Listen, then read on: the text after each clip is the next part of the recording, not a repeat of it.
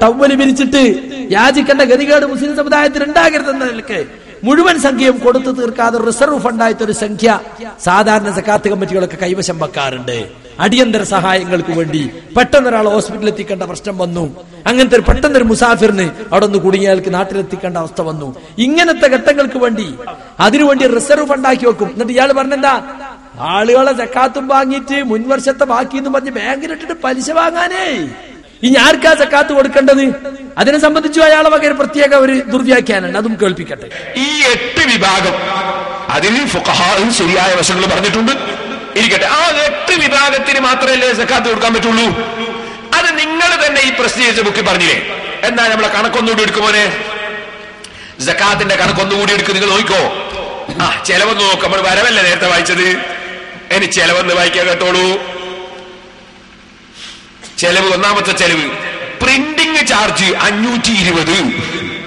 സക്കാത്തിന്റെ ചെലവ് printing charge 520.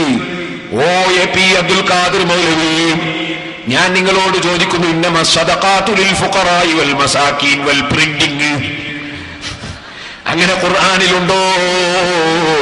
നിങ്ങൾ ഖുർആനും സുന്നത്തിന്റെയും ആളുകളാണെന്നല്ലേ പറയുന്നത്. എന്നാൽ പ്രസ്സിലേക്ക് നിങ്ങളെ നോട്ടീസ് അടിച്ചതിന് സക്കാത്ത് കൊടുക്കാമെന്ന് ഏത് കിതാബിലാ, ഏത് ഖുർആനിലാ മൗലവി പറഞ്ഞത്? നോട്ടീസ് അടിച്ചതിന് നോട്ടീസ് അതിന്റെ ചെലവിലല്ല മുസ്ലിയാരെ. ഇത് ദഅവത്ത് എന്ന നിലക്ക് വേറെ ഫണ്ടെന്നായി നോട്ടീസ് അടിക്കുന്നത്. പ്രിന്റിംഗ് ചാർജ് എന്ന് പറയുന്നത് ഇതിന്റെ വരവിന് റെസീറ്റ് കൊടുക്കണം, ചെലവിന് വൗച്ചർ കാണിക്കണം. അതുപോലെ തന്നെ അപേക്ഷ, സക്കാത്ത് കമ്മിറ്റിയിലേക്ക് അപേക്ഷ ഉണ്ടാകും, ആ അപേക്ഷ ഫോർ അടിക്കണം, ഇത് എഴുതി സൂക്ഷിക്കുന്ന ലെഡ്ജർ അടിക്കണം. ഇതിനൊക്കെയുള്ള ചാർജാ. സക്കാത്തിന് വേണ്ടി പ്രവർത്തിക്കുന്നവർ എന്നൊരു വകുപ്പുണ്ടല്ലോ.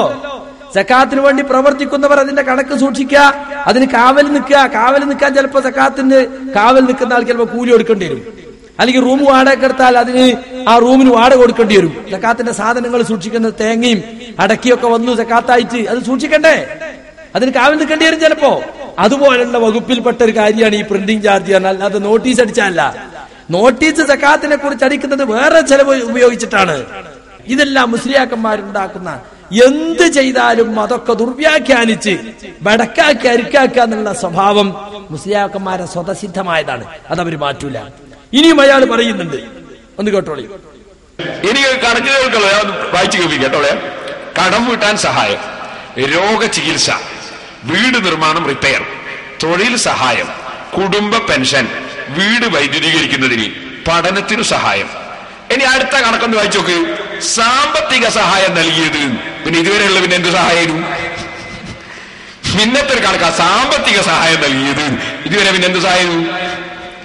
സുബ്ഹാന ജല്ല ജലാലുഹു. സഹോദരന്മാരെ, ഇവരാണ് ഖുർആനും സുന്നത്തും വേണമെന്ന് പറയുന്നത്. കണ്ടോ, സാമ്പത്തിക സഹായം. അപ്പൊ അതുവരെ പറഞ്ഞൊന്നും സാമ്പത്തിക അല്ലേ?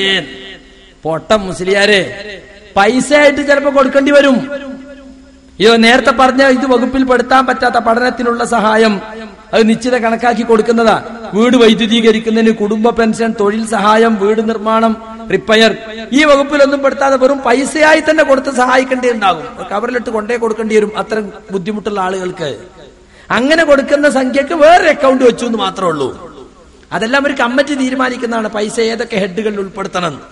ഒരൊറ്റ പൈസയും പുറത്തു പോയിട്ടില്ലല്ലോ. ഇന്ന് കാരപ്പറമ്പ് മഹല്ലിലെ സക്കാത്ത് സെൽ എന്ന് പറയുന്നത് മാതൃകാപരമായ ഒരു സക്കാത്ത് സെല്ലായി ആ പരിസരത്തൊക്കെ എല്ലാവർക്കും അറിയപ്പെട്ടതാണ്. ഒരുപാട് രോഗികൾക്ക് സഹായം എത്തിക്കാൻ അവർക്ക് സാധിക്കുന്നുണ്ട്. ഒരുപാട് പാവപ്പെട്ട വിദ്യാർത്ഥികൾക്ക് പഠനത്തിന് സഹായിക്കുന്നുണ്ട്. വീടില്ലാത്തവർക്ക് വീട് കെട്ടിവെയ്യാൻ സഹായിക്കുന്നുണ്ട്.